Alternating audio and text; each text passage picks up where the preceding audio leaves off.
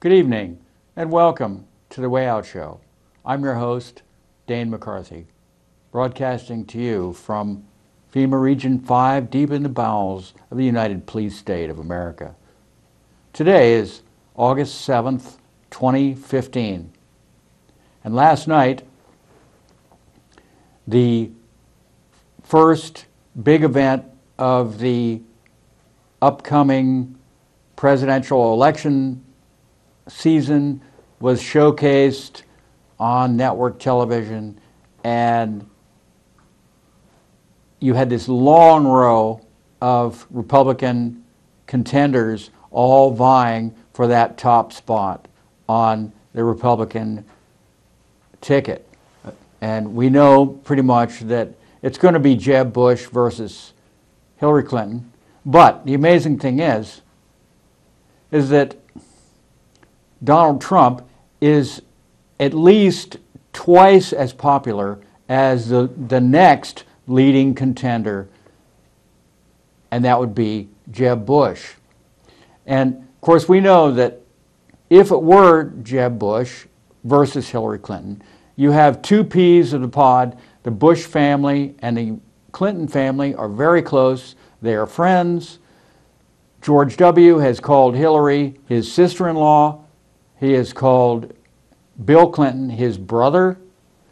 And there have been lots of connections in the past between these two families. And so Jeb Bush versus Hillary, it doesn't matter which one gets in. They're both owned by the same people. And Donald Trump is a major force in opposition to this, or at least apparently in opposition to this juggernaut, which is pre-planned. The decision has already been made that Jeb Bush will run against Hillary Clinton.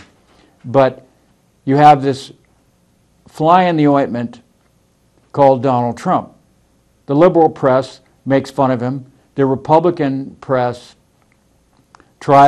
uses more heavy-handed approach. And you'll see in this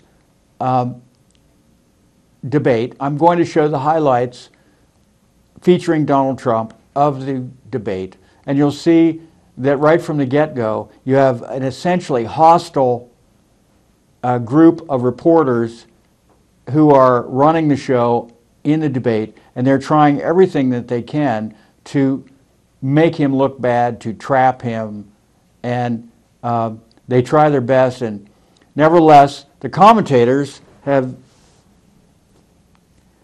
given the win, the big win of the debate, the first debate, I don't know, maybe there won't be any more, I don't know, to Donald Trump. But we always have to remember that it's not, the actual election is not till November 2016. So that's well over a year away. And so these people like Jeb Bush are not too worried about him because they figure he's going to implode well before that time.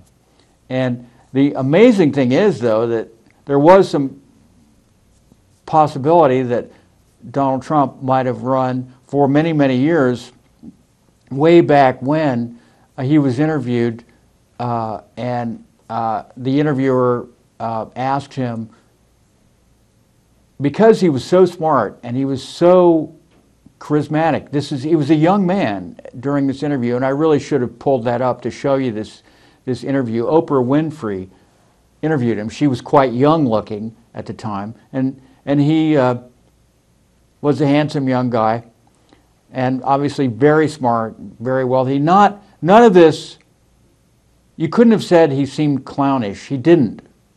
He was just very bright and an independent thinker. And but she asked him, "Do you think you might run?" And he says, "I doubt it, but I'm very concerned about the direction this country is going in, and down the road it's going to get worse and worse. And maybe then, if I feel like I can do some good, I'll run." She said, "If you ran, do you think you would win?" And he says, "Yeah, I think I would win." So let's watch the clip and see what Donald Trump has to say for himself during the Republican big debate last night.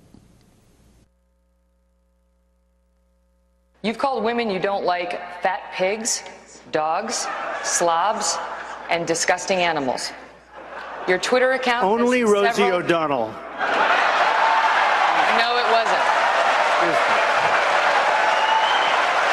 Mr. Trump, you talked a lot about how you are the person on this stage to grow the economy. I want to ask you about your business record. Trump corporations, casinos and hotels, have declared bankruptcy 4 times over the last quarter century.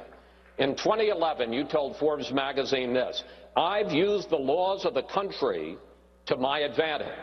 But at the same time, financial experts involved in those bankruptcies say that lenders to your companies lost billions of dollars. Question, sir, with that record, why should we trust you to run the nation's business? Because I have used the laws of this country, just like the greatest people that you read about every day in business have used the laws of this country, the chapter laws, to do a great job for my company, for myself, for my employees, for my family, etc. I have never gone bankrupt, by the way. I have never. But out of hundreds of deals, but sir, excuse me, that's your line, but your companies have gone bankrupt. Out of what am I saying? Out of hundreds of deals that I've done, hundreds, on 4 occasions, I've taken advantage of the laws of this country, like other people. I'm not going to name their names because I'm not going to embarrass, but virtually every person that you read about on the front page of the business sections, they've used the law. The difference is when somebody else uses those laws, nobody writes about it. When I use it, they say, oh, Trump, Trump, Trump. The fact is, I built a net worth of more than $10 billion. I have a great, great company. I employ thousands of people, and I'm very proud of the job I did. Again, Chris, hundreds and hundreds of deals.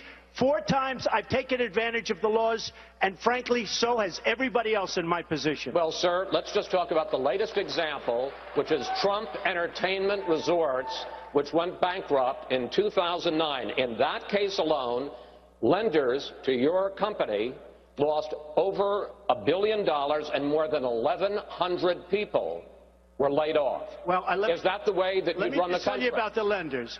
First of all, these lenders aren't babies. These are total killers. These are not the nice, sweet little people that you think, okay?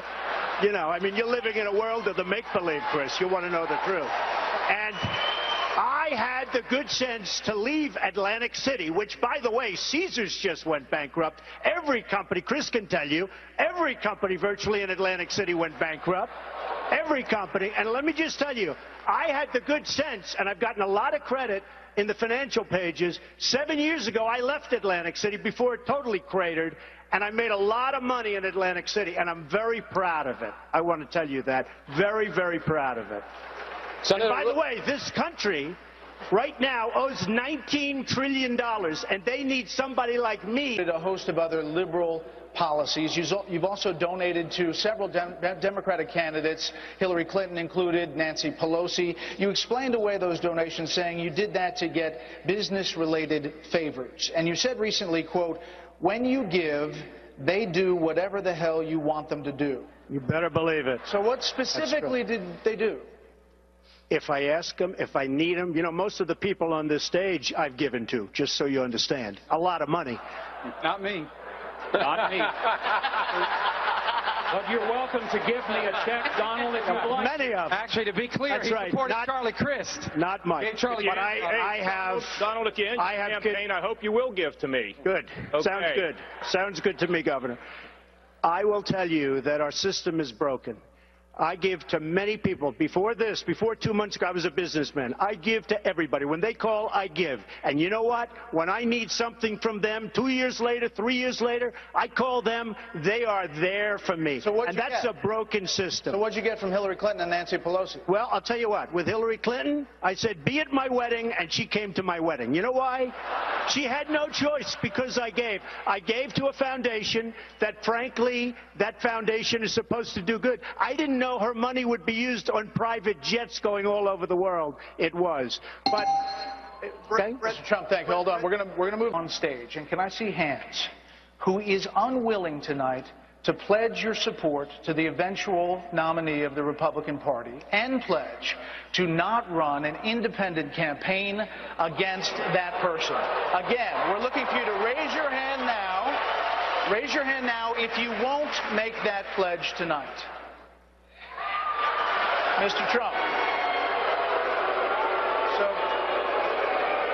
Mr. Trump, to be clear, you're standing on a Republican primary debate. I fully understand. The place where the RNC will give the nominee the nod. I fully understand. And that experts say an independent run would almost certainly hand the race over to Democrats and likely another Clinton.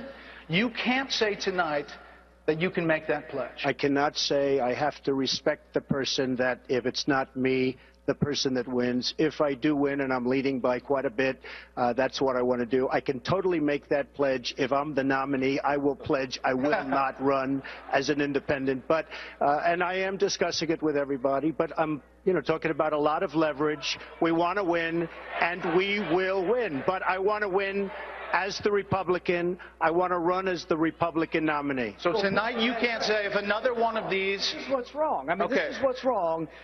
He buys and sells politicians of all stripes. He's already, Dr. Paul. hey, look, he's already hedging his bet on the Clintons, okay? So if he doesn't run as a Republican, maybe he supports Clinton or maybe runs as an independent. Okay. But I'd say that he's already hedging his bets because he's used to buying politicians. Well, I've given him plenty of money. Just to be clear, you can't make it. We're going to move on. You're not going to make the... I will not make... All right. I got to say that even though Donald Trump is just as bad as a lot of other people, at least he doesn't pretend not to be bad, which is very scary for the establishment, because truth is, and honesty is like fire and water to most of the political establishment. They do not want the American people to be able to taste that sweet taste of truth in their mouth. They don't even want the American people to know what that sweet taste is like. But here is a guy who's openly telling them and revealing his faults. You could call them faults. Actually, they're just common business practices. The ruthlessness that is utilized as a way to play the game. That is how they do it. That is how Donald Trump, like many other billionaires, made $10 billion, is you can't care about, throwing companies into bankruptcy and throwing people out of work. He doesn't even address that 1,100 people thrown out of work. Probably all these big guys do that. They don't have that sense of responsibility towards those employees. And they've probably oftentimes just acquired these companies anyway, and then they're already in trouble. Maybe the companies would have gone down and had to, gone out of business anyway. So he picks it up, he fixes it up, throws it into bankruptcy, throws off those debtors, those lenders, like fleas off a dog's back, and maybe fixes up the company and downsizes it, and people lose their jobs. And this would be a typical thing that these people do. I don't like it. You don't like it. Unfortunately, that's the reality. But he openly talks about it, at least. And the unfortunate way that this is probably going to play out is that because he tells the truth and he's honest and open, then he will be eventually destroyed. And the person who is not destroyed, like Jeb Bush, will be the guy that is always on script, reads from a teleprompter, doesn't let people into his real personality, doesn't let it really show, creates a persona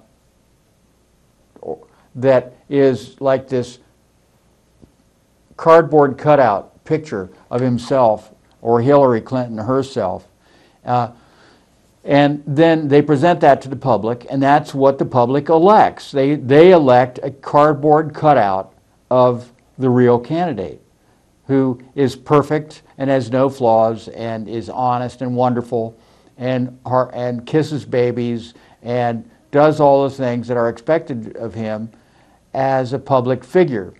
In reality, of course, the true person behind the cardboard cutout is like Shakespeare's Richard III or something, all shriveled and hunchbacked with a claw arm, and, you know, get him, kill him, get him, you know, just take him out, take this person out, take this person out, you know, you better not, like Dick Cheney, you know,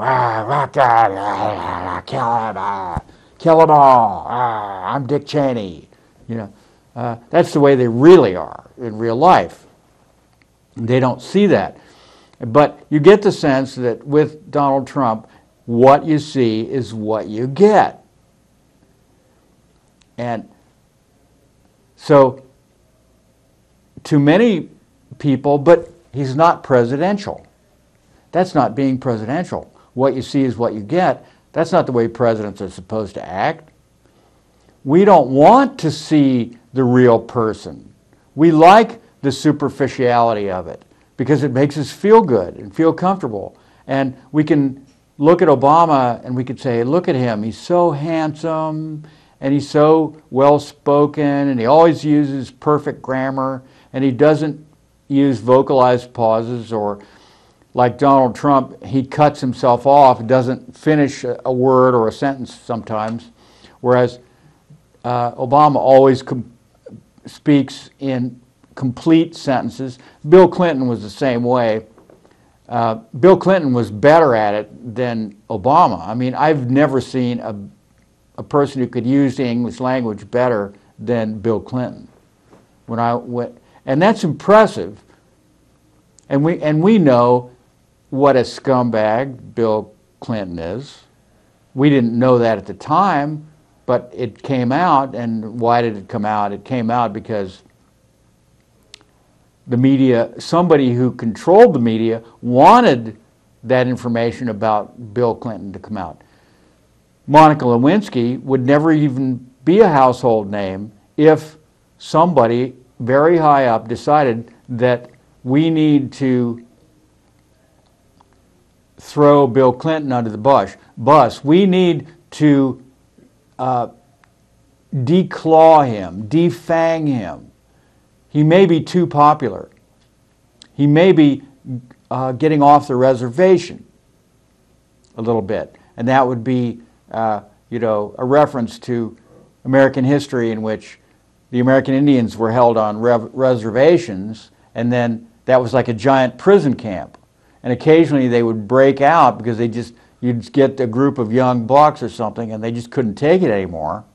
They're starving, oftentimes, or maybe they're just bored and they just break out, or maybe they legitimately want to, you know, get their land back and have a plan to go off the reservation and then raid the settlers and so on. So the term going off the reservation comes from that time period, and that's what I'm referring to.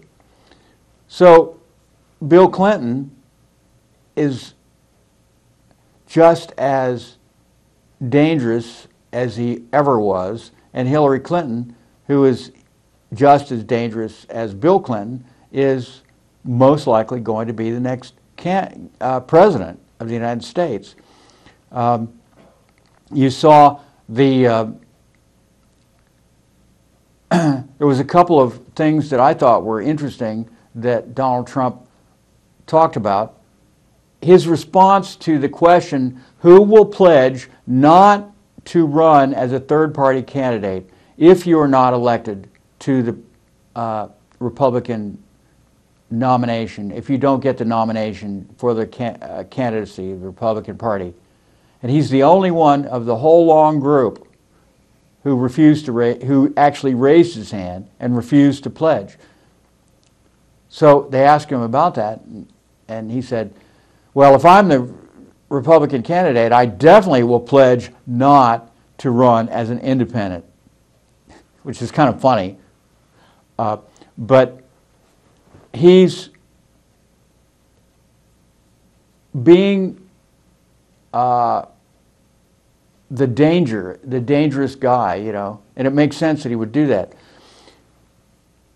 I liked also, right in the beginning, the remark where the woman asked him, to show that he's a misogynist, I guess, or a sexist, that he mentioned somewhere he didn't like fat women. And she says, well, do you think they're all fat pigs or something? And all the ones, do you still think that? And he says, only Rosie O'Donnell.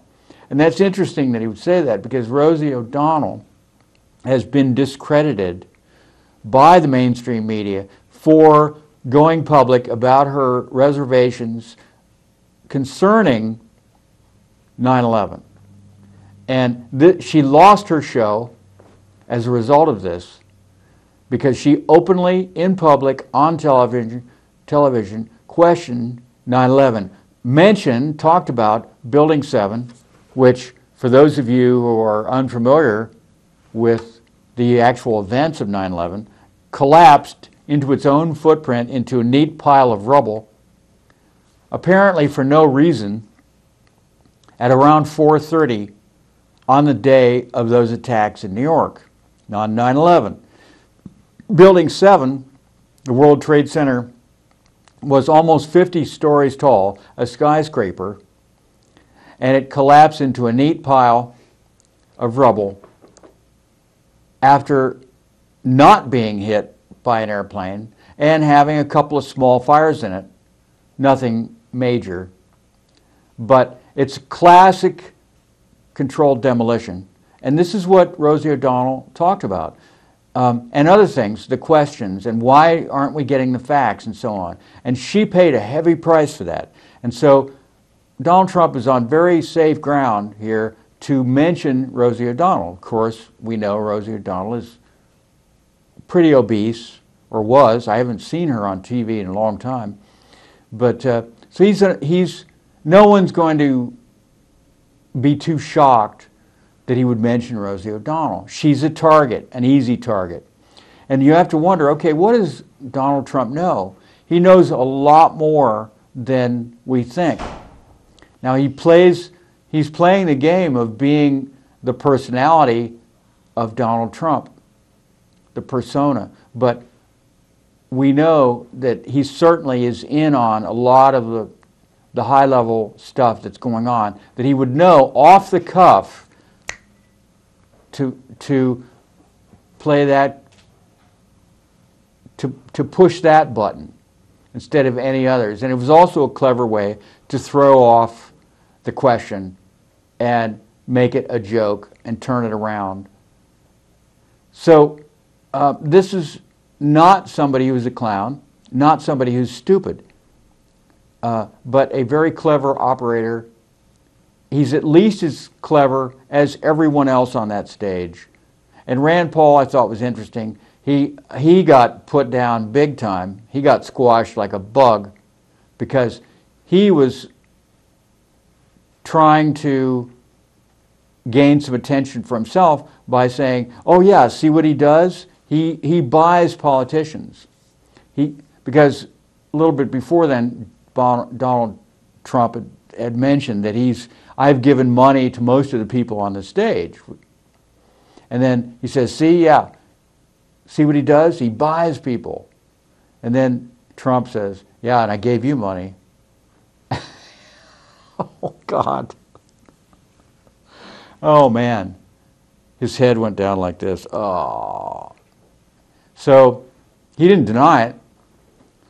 So, well, the American circus called politics, presidential politics, continues on, and we'll see how this all plays out. Other news, very important, amazing developments happening on the international front.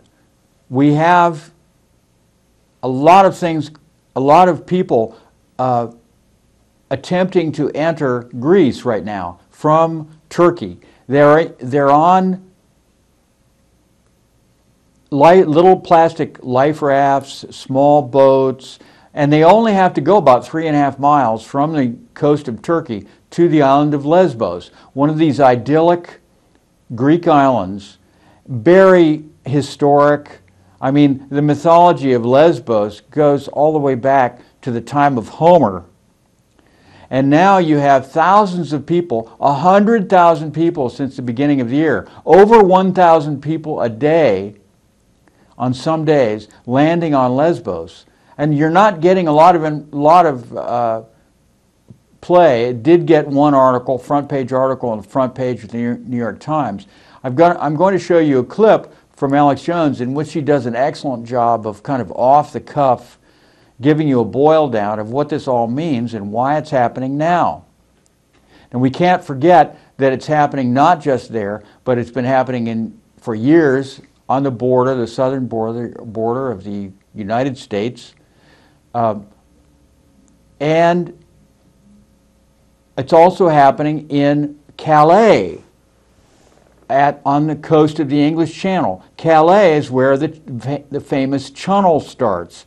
And it goes under the English Channel, the Channel Tunnel, or Channel, and you have the Channel, being assaulted by literally thousands of immigrants, thousands of refugees, illegal aliens, who are trying to get to Great Britain. And they're literally being directed by groups, this I read in the newspaper, either anarchist groups, they're calling them, or left-wing activist groups, to organize them to make a concerted attack, an assault on the Channel.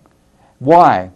They literally want to either get on a train and ride to Great Britain underneath the English Channel, or literally walk there. It's about, I think, 20 or 30 miles. Can you imagine?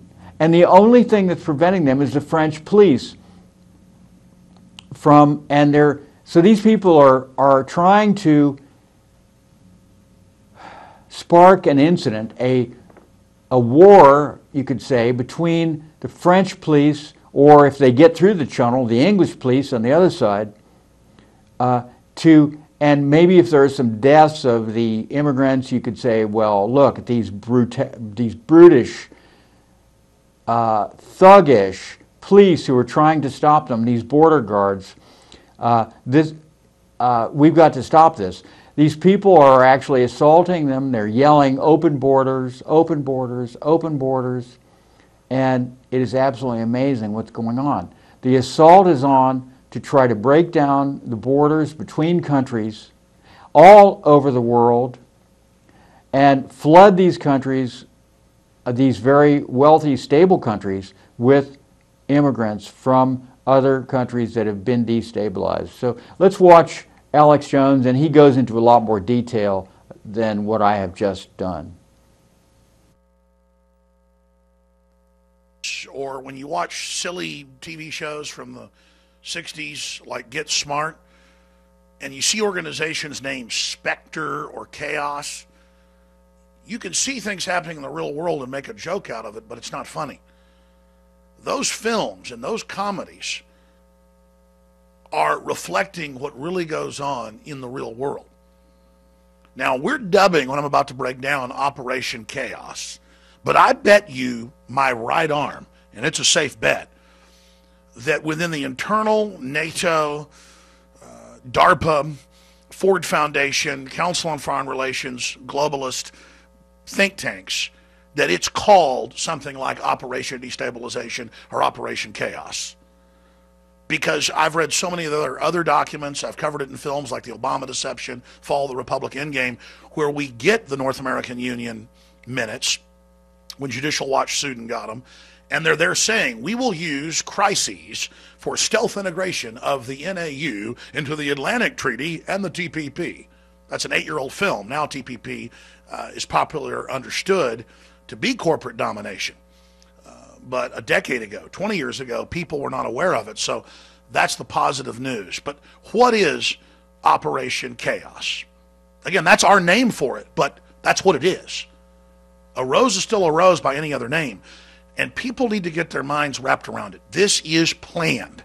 And that's why whether it's happening in France, or whether it's happening in the UK, or whether it's happening in Italy, or whether it's happening in Greece, it is the same thing over and over again. The same thing in the U.S. Southwest.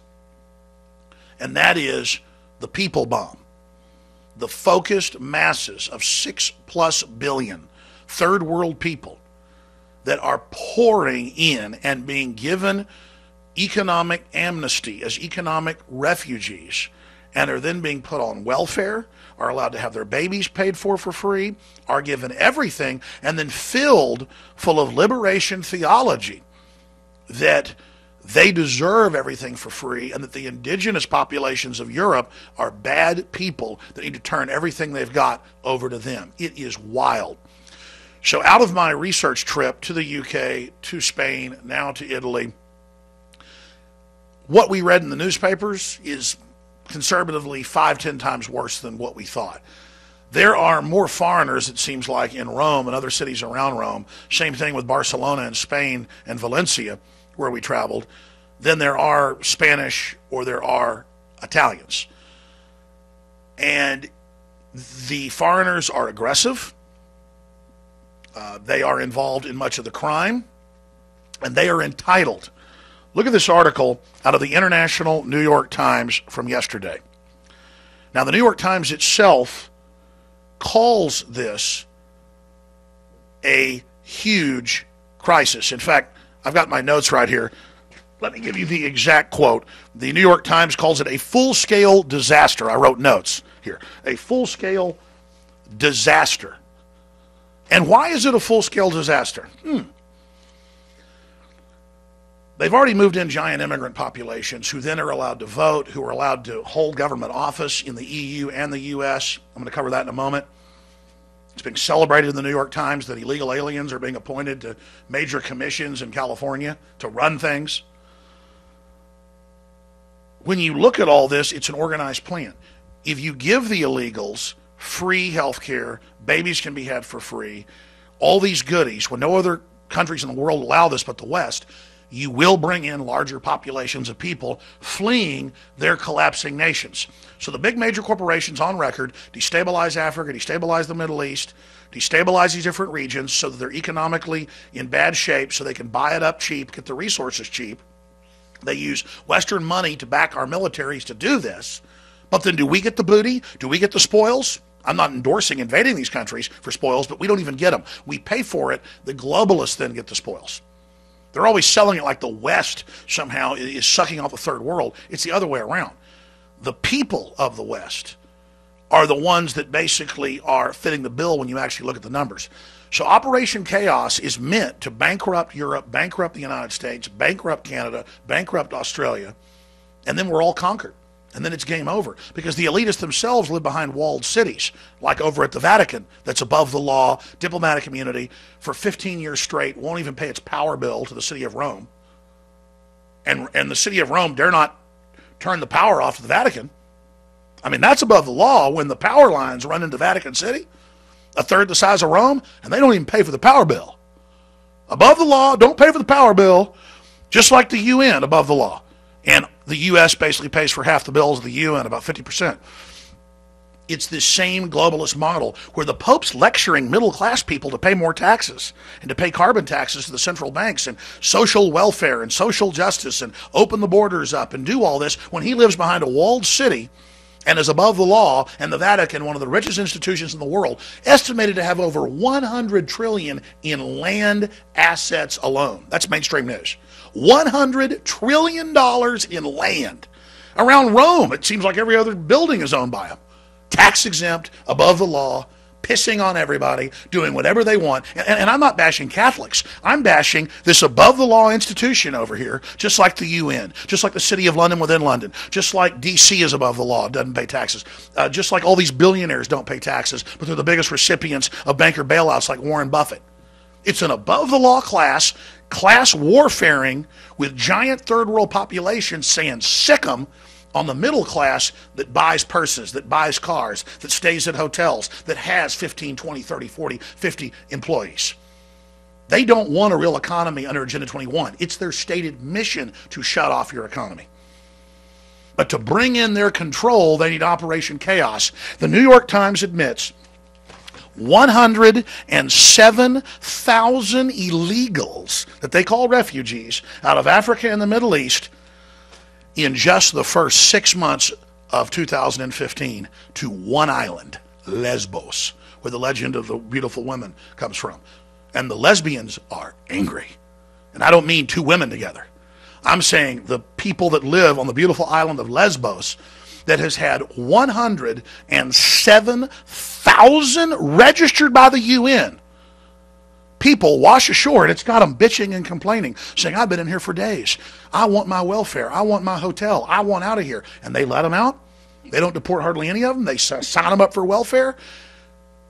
As Greece itself is imploding and many Grecian people are on the street, many Greeks are on the street, and their system is collapsing. This is what's happening. This is the chaos. And then their answer is, we'll control the borders, pay more taxes, let the EU get rid of what's left of your sovereignty, while the EU Commission that's unelected, look it up. Just type in, EU Commission demands quotas for more migrants. Don't call them illegals. Call them migrants. Call them refugees. And I'm not against these poor people. If I lived in North Africa in a hellhole, I'd want to move to Italy. I want to move here already. I mean, it's nice.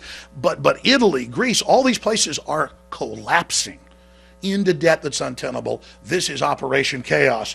And then meanwhile, in the very same New York Times, this is just one newspaper, and we're seeing it here on the ground, they admit that horrible Greeks are protesting and horrible Italians are protesting, that in the nicest middle-class neighborhoods, they're busing the illegals in that get here on rafts and bring them into their neighborhoods and then ordering everyone to just submit to them. And so they're calling it racist that the Italians and the Greeks don't like it.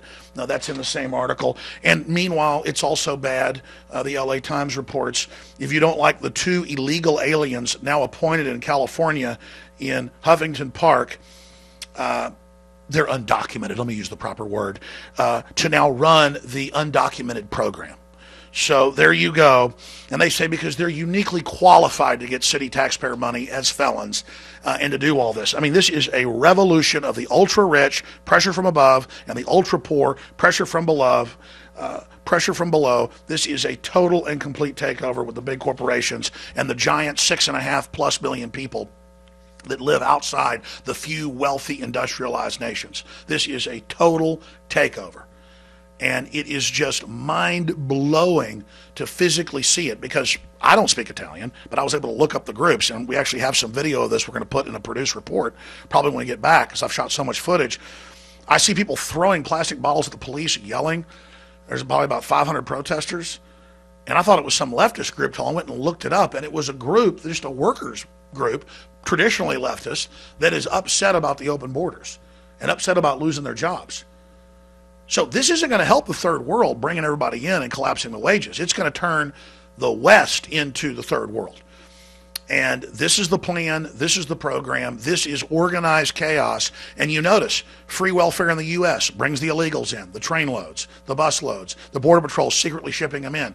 Same thing here. Government continuing the smuggling process. And hell, if Europeans are this bad thing for all the horrible stuff that Europe has invented and all the horrible things Europe has done, actually, Europe's done a lot of horrible things, but look at every other country's done it as well. Every other group's done the same stuff or worse.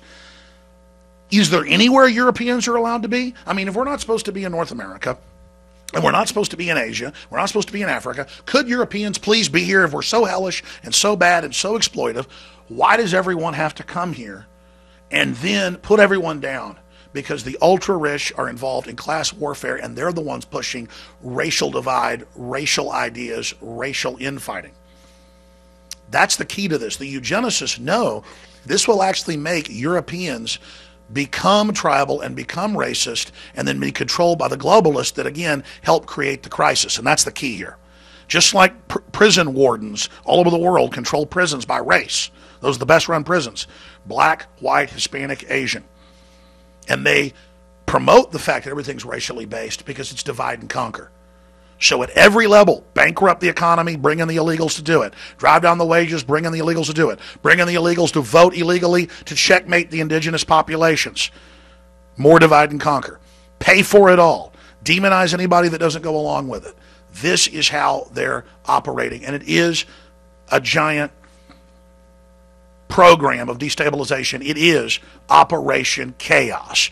Now, in the coming days, we're going to be covering the Vatican in depth. We're going to be going in, documenting, talking to locals around the Vatican. We're going to be talking to some experts. We're going to be looking more at the economic implosion that's taking place. We are not here demonizing these poor people from the third world. We're only pointing out that globalization has engineered the full collapse of their society, then with a conduit to bring them in to further the chaos economy, the problem, reaction, solution economy. Alex Jones reporting from Rome, Italy. More is coming. Back to David Knight in the InfoWars News Center in Austin, Texas. Okay, there you have Alex Jones giving his take on some of the events of the day. He's traveling in Europe and looking at the situation there firsthand. He said he's doing research. He's probably going on a vacation too. But I think he has a pretty good handle on the whole immigration problem, and then it just doesn't happen by itself. Remember, problem, reaction, solution. This is the Hegelian dialectic in which you create the problem, then you provide a, then you react to it, and then you solve the problem. And this is how you get control over people. The watchword or the motto of the New World Order is out of chaos, order. And we are seeing an effort to make a chaotic situation. If you destroy a country's infrastructure, if you destroy their leadership, if you destabilize their leadership, if you corrupt their leadership, if you put pressure on the middle class or the working class or the peasant class in a third world country, there are so many ways to destabilize the country, and it's not all using warfare. They have honed their skills to a science to bring independent countries to their knees, to lay them out flat, open and vulnerable, and then like vultures they can pick out the organs, the flesh of the prostrate and helpless country. They've done this over and over. They're doing it in all countries. Why are they doing it? Why? Because they don't believe in countries. They are looking at the entire world as their personal property. This is a very small group of people, perhaps as few as 5,000 people. These are all the aristocratic class. Admittedly, people like Donald Trump, worth $10 billion. This is why, of course, he's a threat to the establishment, because he is a maverick. He's going his own way. They said John McCain was a maverick. He's anything but a maverick. Maybe he was in the past, but...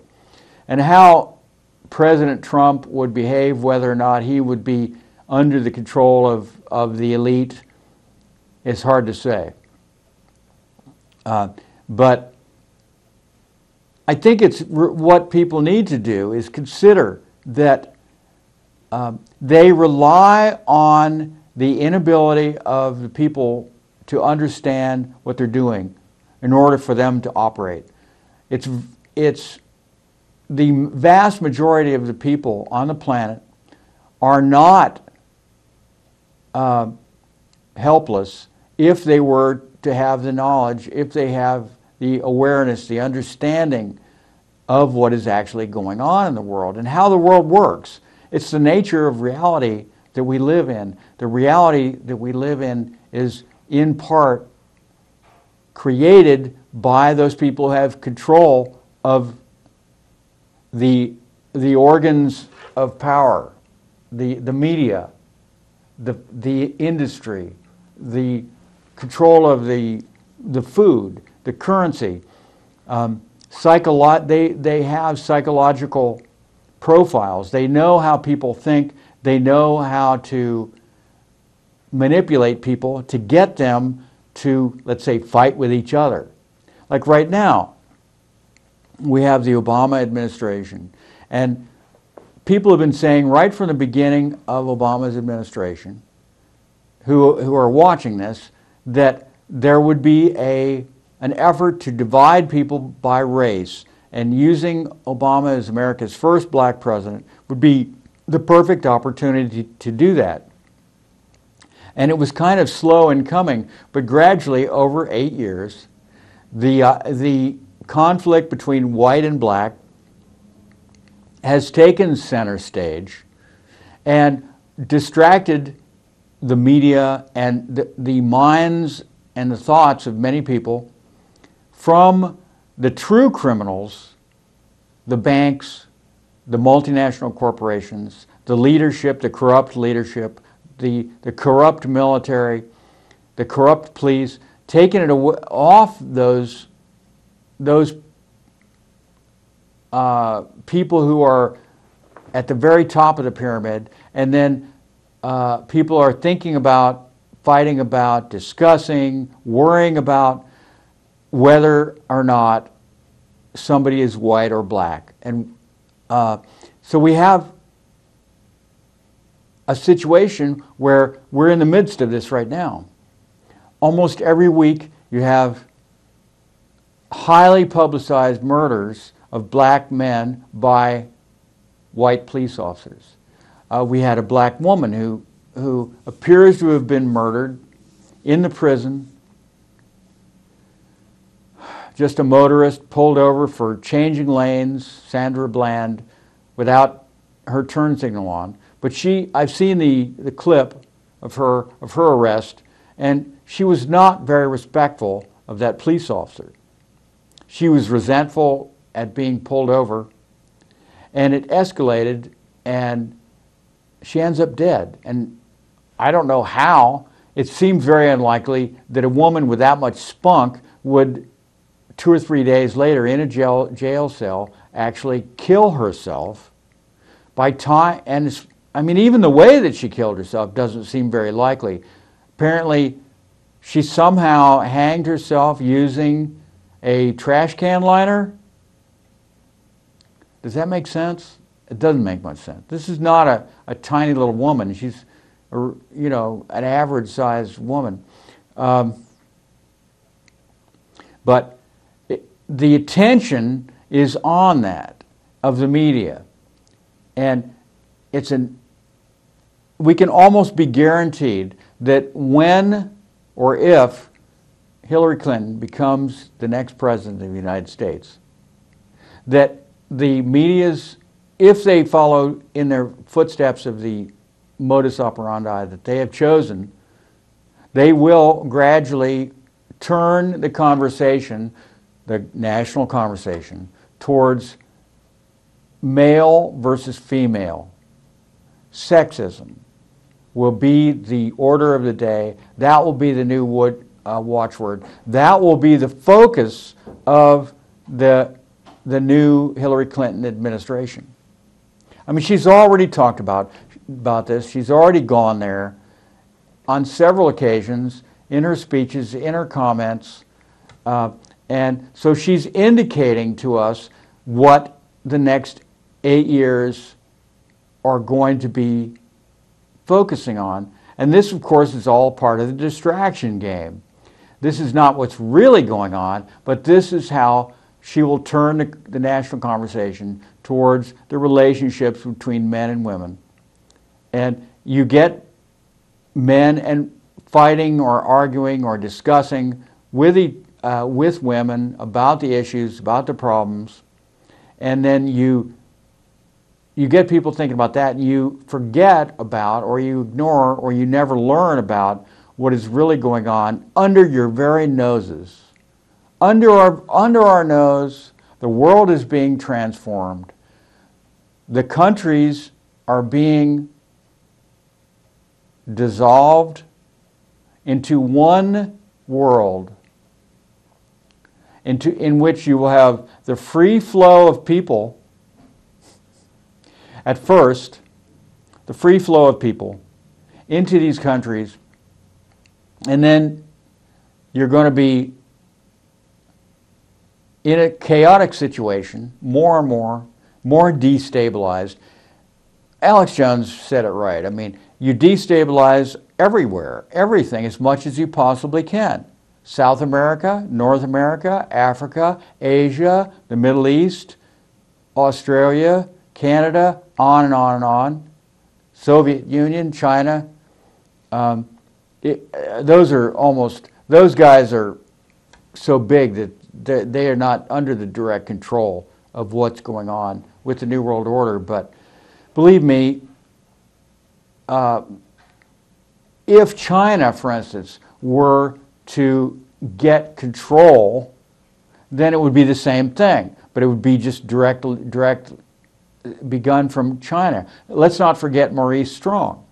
Maurice Strong, who is one of the major global operators and architects of the 21st century that we live in. You probably haven't heard of him, but he's moved to China. He's been living in China for quite some time. You have to wonder why. And we've seen how China is getting more and more power, political power. Maybe down the road, he's thinking long term that China will be the new America. After America implodes, then China becomes the center of the New World Order, maybe Peking.